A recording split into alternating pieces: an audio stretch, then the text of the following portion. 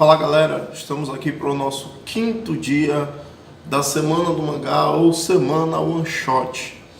Eu estou chamando de Semana One Shot porque o nome One Shot é referente aos mangás de começo, meio e fim.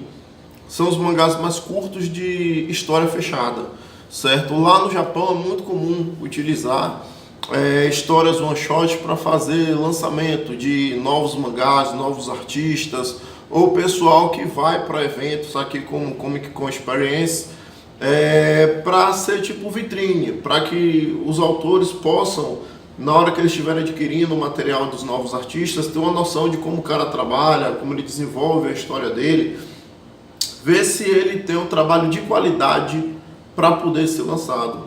Então eles fazem as histórias em modelos fechados, de começo, meio e fim, chamado de one shots. Por isso eu escolhi o nome Semana One Shot.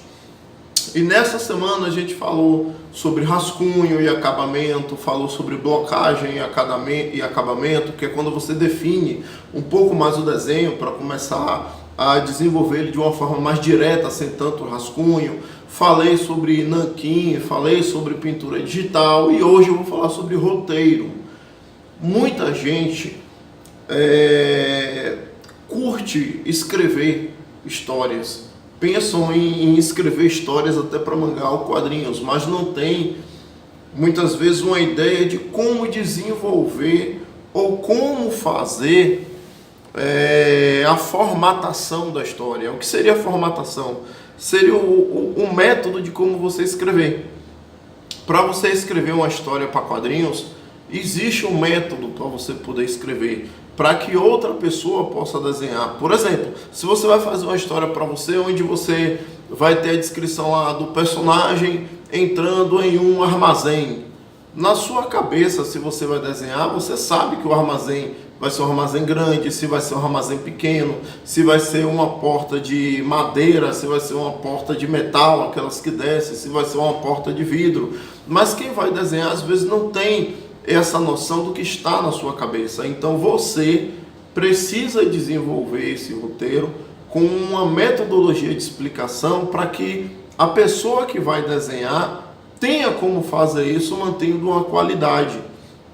Algumas pessoas às vezes traz roteiro, quando eu vou começar a ensinar como fazer roteiro, eles trazem roteiro descrito como se fosse um livro, onde o personagem está chegando em tal lugar, está sendo uma tarde chuvosa, com um frio que atinge até a espinha dele, fazendo ele sentir um calafrio e se lembrar de uma época da sua infância, onde ele era pobre, vivia na rua e tal. Ou seja, tem uma descrição muito poética que evoca muitos sentimentos, mas que quem vai desenhar, nem sempre isso daí acaba ajudando. Então muitas vezes você acaba escrevendo coisa demais que não vai te dar um bom complemento para a história.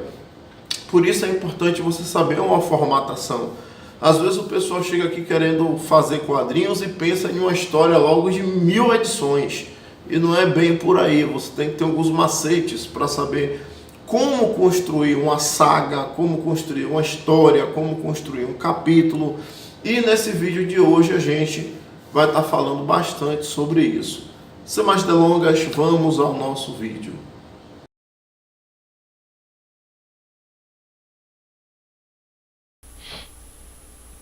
Bem, vamos trabalhar aqui com a questão da construção e desenvolvimento do roteiro.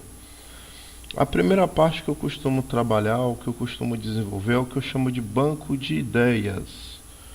O que seria o banco de ideias?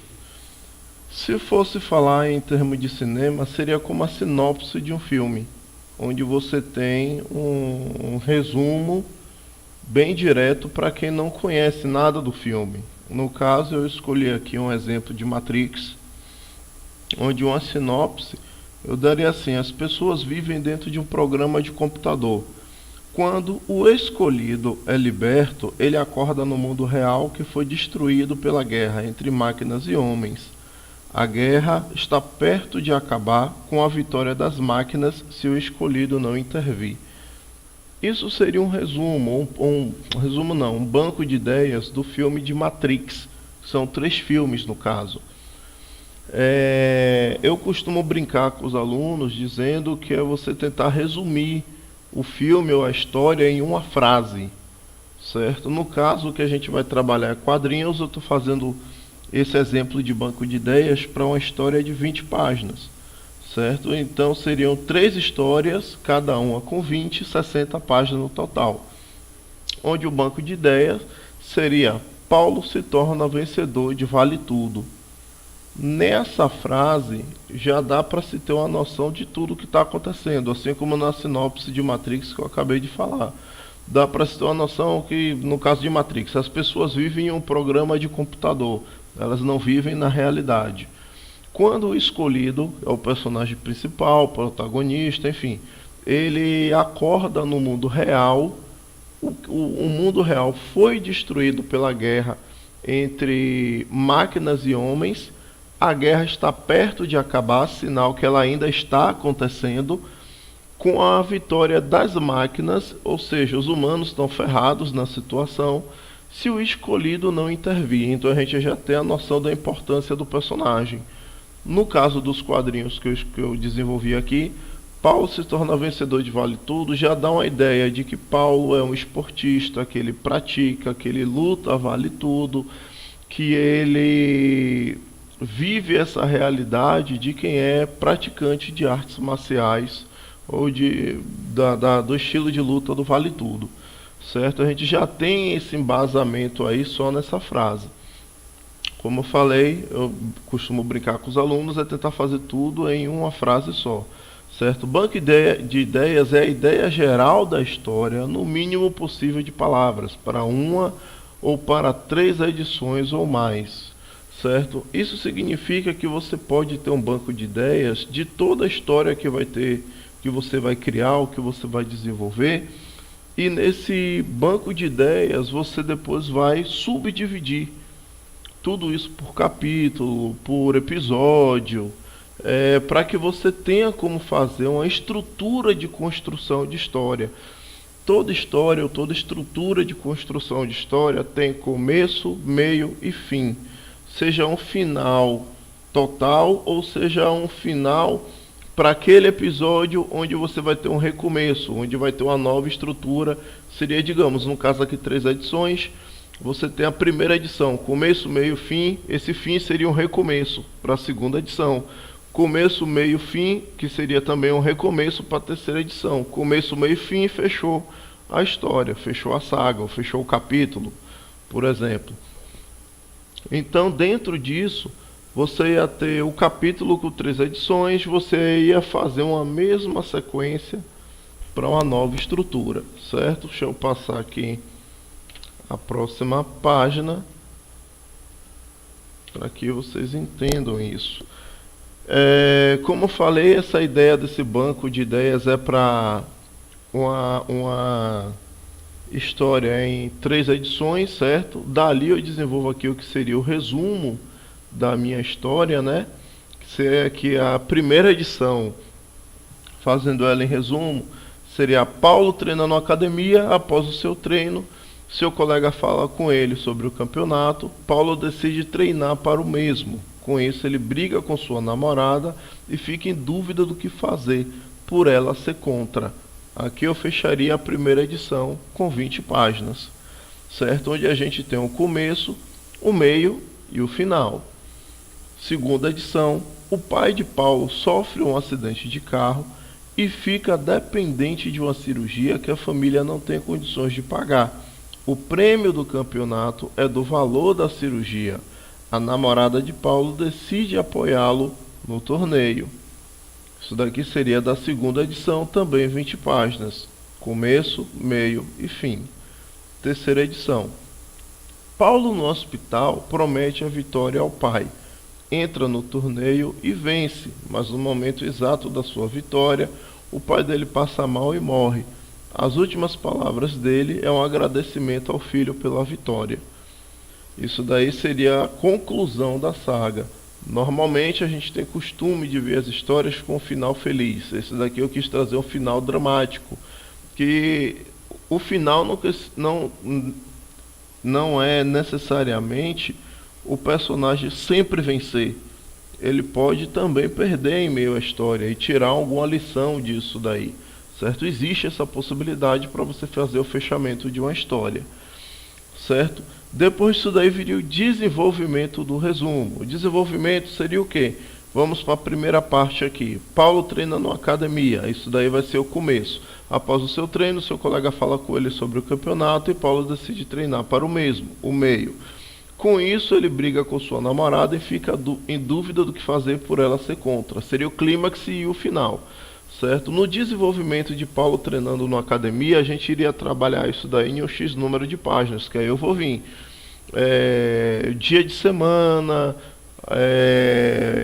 de manhã cedo, o dia está ensolarado, a gente tem a cidade X, onde Paulo mora, algumas pessoas passando pela rua, uma rua bastante movimentada, próxima a um bairro residencial.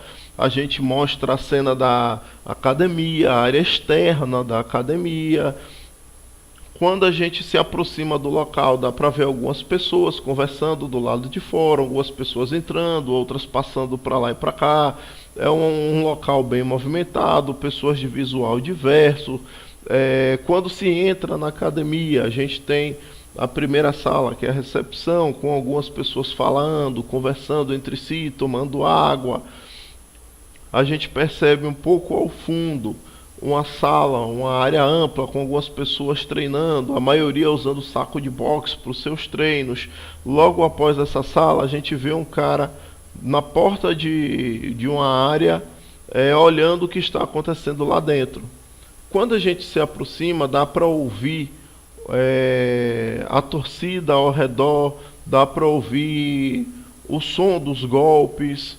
Da porta desse local dá para perceber lá dentro que tem alguns jovens sentados ao redor de um tatame, um juiz e um mestre, o professor, um sensei. Ambos estão observando a luta, onde tem dois lutadores, um de kimono azul e outro de kimono branco, onde eles estão se avaliando, um percebendo como é o sistema de luta do outro. Digamos, a gente pode ter o personagem de branco mais alto, o personagem de azul mais baixo. Dá aqui a descrição dos personagens. Personagem de porte médio, um pouco forte, cabelo preto. O outro personagem um pouquinho mais gordo, mais alto, de cabelo loiro. Você vem desenvolvendo o seu roteiro, mostrando o que é que está acontecendo, mostrando a ambientação. Você já vem falando sobre o que é que está acontecendo nas suas histórias, as ações que estão sendo tomadas na sua história. Isso é o que eu chamo de desenvolvimento do resumo, levando em consideração que isso é para uma história de 20 páginas. Então a gente tem aqui uma outra estrutura para se levar em consideração, certo? Como eu falei, começo, meio e fim, certo? Ou recomeço. Cada uma dessas linhas verticais, certo? Que dá aqui, essa linha vertical, dá a indicação do começo até onde ele vem, que seria o meio, certo? Esse ponto aqui não é o meio da história, é aonde começa o meio da história. O meio seria aqui nessa parte daqui, certo? A mesma coisa aqui é que vai ser onde termina o meio e vai dar o início ao final da história. Digamos, como é uma história de 20 páginas, a gente vai ter aqui da página 5 à página 10, da página 10 à página 15, da página 15 à página 20, da página 5 a 10, 0 a 5, 0 a 5, 5 a 10, 10 a 15, 15 a 20. Então a gente vai ter do início da primeira página, a página número 1, até a página número 5, o que é que acontece. Vou voltar aqui, não, aliás, vou avançar aqui que vai ter a indicação melhor. Começo, que seria da página 1 à página 5, como eu acabei de explicar. Paulo treinando numa academia. Aí viria aquele desenvolvimento, mostrando o bairro, se aproximando, as pessoas na frente da academia, entrando, mostrando o lado de dentro. Você ia dar todas essas descrições. Depois da história, do resumo pronto, você vai separar o que seria o trecho do começo, que seria da página 1 a 5, e vai separar o que é que vai acontecer em cada página, certo? E você vai ter esse trecho aqui que seria o começo. Essa questão das cores que eu apliquei aqui é referente a, digamos assim, a emoção que vai ter na história, ao clímax da história, que seria o ponto aqui do meio para o final.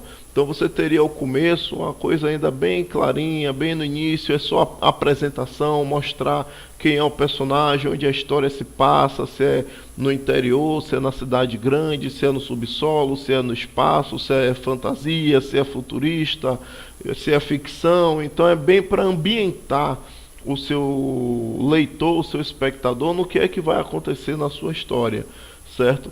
Da parte do meio para o final, a gente já teria aí o desenvolvimento da história para trazer o clímax dela, certo? Após o treino de Paulo, o colega dele fala com ele sobre o campeonato, ele decide treinar para o mesmo e com isso ele briga com sua namorada. Isso daí seria o clímax, seria o meio da história, certo? Onde a gente aí já tem uma situação que o personagem principal vai ter que lidar, que ele vai ser, ele ficar sabendo do campeonato, então ele vai decidir treinar para o campeonato, e aí vai ter o desafio dele, vai ter a superação dele, que é a namorada ser contra, e ele aí fica em dúvida do que fazer. Tanto que você vê nas cores, elas estão aqui meio alaranjadas, que é quando a coisa começa a pegar um gás. Você tem o meio da história, que é onde vai ter o gás realmente, que é o fato dele estar decidido a treinar para isso. E do meio para o final, a gente tem o fato da namorada dele ser contra. E aí você teria, se fosse o final, como eu falei, a história ir esfriando até chegar à conclusão. Se vai ter uma segunda edição, nisso daqui você vai ter que ter um ponto incompleto na história para poder gerar um gancho para a próxima edição. Vai esquentar novamente para gerar o gancho para a próxima edição, que aqui seria a parte final, o fato dele ficar em dúvida por ela ser contra, certo? Isso daí seria uma estrutura para uma história de 20 páginas, certo? Esse material vai estar disponível aí para você ver também, junto com o roteiro e a estrutura que foi feita. Só que aí, lembrando um ponto importante, isso daqui é para a sua estrutura da escrita, como você vai escrever para você criar a história, para você saber o que é que vai acontecer na sua história. Quando você é roteirista e tem que fazer isso para outra pessoa desenhar, você vai ter que ter a formatação da sua história, certo? E para a formatação da história, é importante você ter noção da questão de enquadramento, que tem isso aqui, ó, os planos, que é o que eu vou começar a explicar.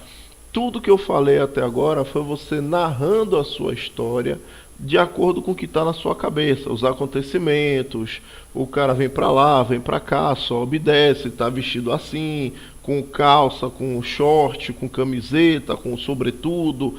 Tudo isso daí é para você escrever para você. A partir daqui, você vai escrever para outra pessoa desenhar, ou pode ser até para você mesmo desenhar. Mas aí você tem que saber fazer a formatação, e a formatação começa pela questão dos planos. Esse primeiro plano aqui é um plano panorâmico, é tudo que a sua visão pode abranger. Plano panorâmico normalmente é utilizado para cenas externas, certo? Como é o caso dessa foto que eu estou mostrando aqui. É uma imagem que eu achei na internet, tá? Todas as imagens que eu estou trazendo aqui são imagens de internet, ok? Então, no plano panorâmico, é tudo que a nossa visão abrange. Você vai descrever a cena exatamente como uma fotografia, para que o desenhista ele possa captar qual é a sua imagem, qual é a sua mensagem, e assim ele tenha como fazer a tradução disso daí desenhando, ele possa expressar a sua visualização por meio do desenho.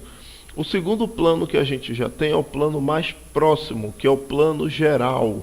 Ele é como o plano panorâmico, só que a visão é mais centrada nos personagens, a visão é mais próxima, é nas coisas que estão acontecendo em um plano mais próximo a você ou ao seu nível de olhar, digamos assim, certo? Você vê que o plano panorâmico, ele é uma cena para uma imagem que está distante, para poder mostrar tudo.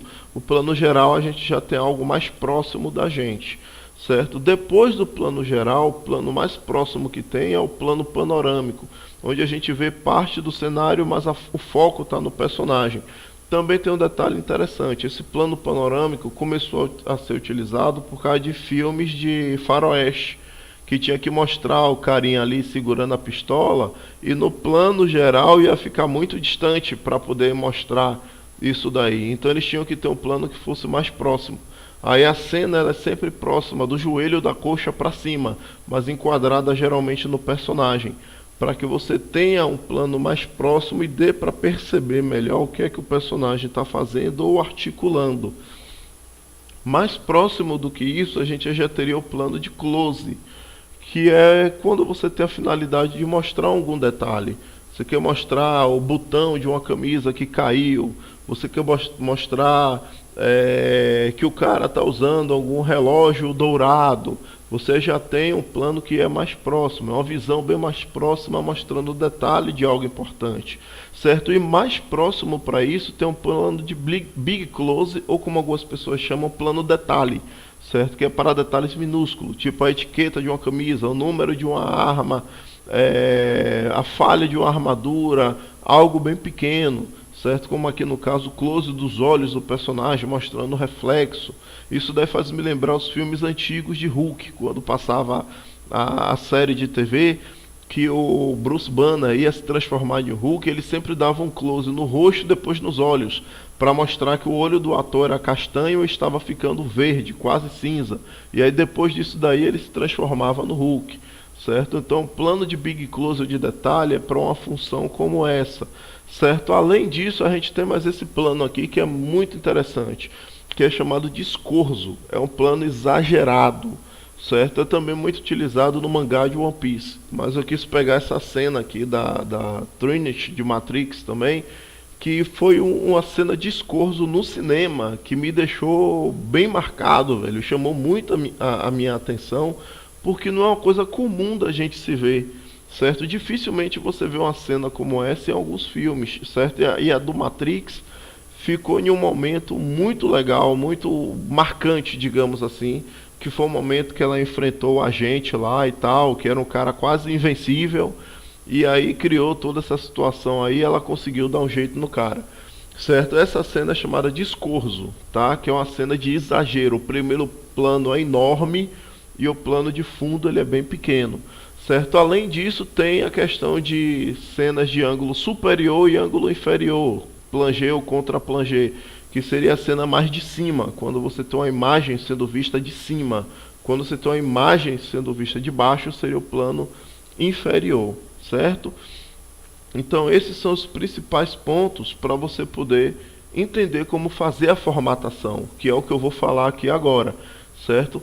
Na formatação, quando eu escrevo meus textos, eu costumo indicar a página número 1, direita, que é para o desenhista saber que é a página logo inicial, a página de frente, certo? A página direita, ela tem um detalhe muito importante, que é que ela tem que ter um mistério no último quadro, ou uma ação incompleta para forçar o leitor a virar a página e querer saber o que acontece na página seguinte, certo? Então por isso eu dou a indicação, se é a página direita ou se é a página esquerda, tá? Eu vou ter o quadro 1 dessa página. Nesse quadro 1 eu vou dar a descrição, como eu falei, como uma fotografia, certo? A gente vai ter uma visão panorâmica de um bairro, é dia, poucas nuvens nos céus, alguns prédios comerciais do lado esquerdo da cena, do lado direito, prédios residenciais e algumas casas, se tiver como mostrar. Esse se tiver como mostrar é para dar alguma liberdade também ao desenhista, porque tem alguns roteiristas que só falta procurar fotografia para colar em uma folha e dizer para o cara desenha assim, ok? Tem até roteirista americano que eu já vi fazendo isso. Ele faz o esboço do jeito dele e dá para o desenhista fazer aquilo dali, reproduzir aquilo dali com a qualidade melhor, certo? Tirando toda a liberdade que o desenhista tem, tá? E aí depende muito de quem vai escrever e quem vai desenhar para isso daí ser abordado, ok? Levando em consideração que esse sistema de trabalho pode ser desenvolvido para quadrinhos americanos como para mangá, ok? Como eu falei mais cedo, aqui a gente tem uma observação, direita significa direita para indicar a página. No último quadro da página direita tem que ter uma ação incompleta para forçar o leitor a mudar a página. Na página esquerda tem a continuação da ação, tá? Que é para poder fazer aí esse gancho de uma página para outra. Na questão do diálogo, eu sempre coloco eles em ordem e dou uma indicação de numeração. No diálogo a gente entra caixa de off, que são aquelas caixas de narrativa. Segunda-feira, 7 de maio, 7h30 da manhã. Seria primeira caixa de off. A segunda caixa de off. E o treino já começa puxado. Esse cara luta muito bem, mas eu tenho como vencê-lo. Tenho treinado muito, já está na hora de perceber a minha evolução. Essa caixa de off não me dá indicação de quem é que está falando ou pensando, mas já dá uma introdução à história. Você já começa a perceber aí a situação, certo? Caixa de off número 3. Esse garoto luta muito bem, mas no solo eu luto bem melhor. Vou ter de derrubá-lo, aí essa luta vai estar no papo. A gente já tem essa continuação aí mostrando que pode ser a mesma pessoa ou outra pessoa falando ou pensando. São chamadas caixas de off, que são aquelas caixas de narrativa, tá? A gente aí teria o segundo quadro, plano geral, à frente de uma academia, um vidro grande do lado esquerdo com promoções escritas, a entrada logo ao lado, uma porta de 2 bandas grandes, do lado direito outro vidro, um pouco menor, com promoções de lanches. Na porta da academia, alguns jovens com roupa de malhação, outras pessoas passando pela frente, pessoas com visual bem diversificado. Isso daí já dá uma noção para a gente de como vai ser a frente da academia, certo? A gente tem do lado esquerdo um vidro grande com vários escritos de promoção. No meio, entre os 2 vidros, ou do lado direito, vai ter a porta grande, com porta de 2 bandas, ela vai estar aberta. Do lado direito, um vidro menor, com outras indicações de promoção, só que referente a lanche. Então a gente tem uma visualização, certo? Se você quiser descrever ou deixar as coisas mais detalhadas, você pode fazer isso sem problema nenhum. Se não quiser, você pode dar mais liberdade ao seu desenhista para ele fazer o material a partir daí, certo? Essas descrições que eu utilizei são coisas que às vezes eu vejo aqui na cidade onde eu moro, algumas academias que têm algumas pegadas como essa. Aí você pode dar descrição de acordo com o que você vê na sua cidade, para ficar fácil de identificar qual é a ambientação, certo? A gente tem aqui no quadro 3, plano geral também, uma sala com algumas pessoas treinando em saco de boxe. Ao fundo, uma porta mais larga, com uma pessoa junto dela olhando o que está acontecendo lá dentro. A gente já tem aqui no balão, ou no roteiro, ou no diálogo, uma identificação de um nome mais um grito, certo? Então eu já sei que vai ter essa descrição que eu dei aí e um onomatopeia, um balão grande com um grito. Quadro 4, plano americano. Mostra um golpe de judô onde o rosto dos personagens não fica em destaque, com o kimono azul, um com o kimono azul derrubando o outro de kimono branco. Balão número 1. Nossa! Balão número 2. Muito bom. Balão número 3. Caraca, maluco, o que foi isso? Então a gente tem esses 3 balões de expressões aí que podem estar um pouquinho maiores, certo? Na cena, aí vocês percebem que eu dou uma liberdade total para o desenhista, que é mostrar algum golpe de judô onde o rosto dos personagens não fica em destaque, com um personagem de kimono azul derrubando o outro de kimono branco. Ele aí pode procurar as referências para o golpe que ele quiser colocar na cena, certo? Mas vocês percebem que essa cena daí vai ser o momento do golpe, mas vai ter que ter o acontecimento após o golpe. Ele vai conseguir mobilizar, vai dar o ippon, o cara vai sair do golpe. O que é que vai acontecer? A gente tem a expressão aí da galera indicando que o golpe foi muito bem aplicado. Isso daí vai forçar o leitor a virar para a página seguinte, onde vai ter a descrição, o desenvolvimento. Na outra página, que seria a página 3, página direita, vai vir novamente o desenvolvimento, mais uma ação incompleta. E isso tem que estar tudo de acordo com o que você fez no resumo para essa aplicação daqui, que é a aplicação da página 1 à página 5. Então você vai ter basicamente 3 páginas direitas para dar indicação do começo, certo? 3 páginas direitas com a resolução.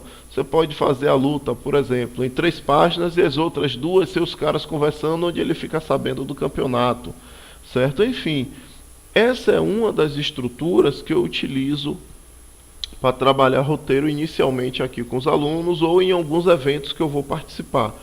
Não tem como fazer uma aula de roteiro em meia hora ou 40 minutos, porque a quantidade de coisa é muito grande.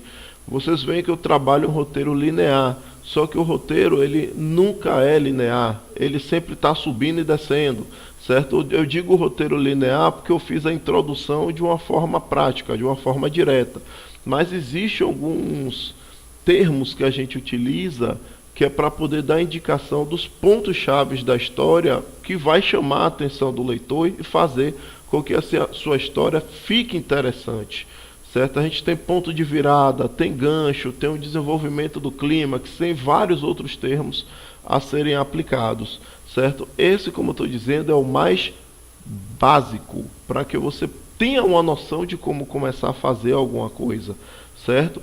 E no geral, gente, é prática, certo? Tudo é prática. Você vai começar a desenvolver suas histórias, pode usar algumas coisas clichê inicialmente, alguns referenciais clichês, mas é o começo.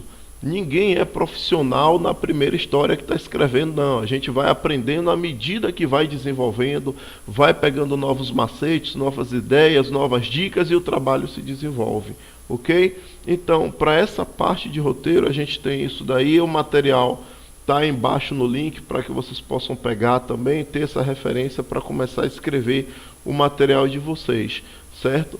Nessa semana do mangá, eu espero que esse conteúdo aí venha ajudar todo mundo, certo? Mas continue aí com a gente, que eu vou entrar agora aí novamente com um outro aspecto dessa semana do mangá, que com certeza vai favorecer a você que quer aprender a desenhar e desenvolver suas próprias histórias. E aí, gostou? Viu as dicas aí de roteiro? Já deu para ter uma noção melhor de como você vai escrever suas histórias? Esse é um dos processos que muitos profissionais utilizam. No mercado de mangá e no mercado de quadrinhos tem algumas variantes, certo? Às vezes é pela questão do autor ele ser o escritor e desenhista, só tem os assistentes que fazem outra parte do trabalho. No caso do quadrinho americano, que é o brasileiro é bem semelhante a isso, você tem uma pessoa que escreve e outra que desenha, então já tem que ser um trabalho um pouquinho diferente. Mas no fim das contas, esse processo também vai te dar condição de você escrever uma boa história, seja para você desenhar ou para outra pessoa desenhar, certo? E como eu sempre tenho falado no final de cada um dos vídeos, curte aí o nosso vídeo, dá o seu joinha para ele, se for pelo Facebook, curte, marque seus colegas que querem aprender a desenhar, que querem ter noção de como desenhar, compartilhe o nosso vídeo para que mais pessoas tenham acesso a esse material, certo? Para que mais pessoas possam pegar essas dicas aí e começar a desenvolver alguma coisa, começar a construir alguma coisa. Além disso, eu tenho mais uma novidade, certo? A partir de hoje, desse vídeo aqui, eu estou liberando o link de matrícula do meu curso online. Você que quer aprender a desenhar mangá, certo? Você viu aí que tem as dicas que você pode praticar, que você pode desenvolver, você vai aperfeiçoar suas técnicas. Se você não sabe desenhar nada, quer aprender do zero, venha seguindo essas dicas também, praticando, que é o mais importante, que você vai ver o resultado aparecer, certo? Sendo que aí nesse curso tem 2 pontos importantes que eu quero deixar bem claro aqui para vocês. A gente tem aí 2 cursos para que vocês possam ver. O primeiro curso é o de nível básico, é para quem não sabe desenhar ou para quem está aprendendo ainda.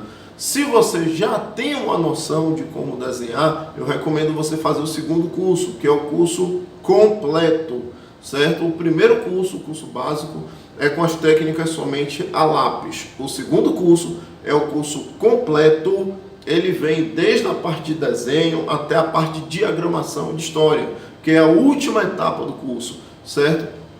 Eu recomendo para quem já tem uma boa noção de desenho, para quem está aprendendo, vai ser muita informação.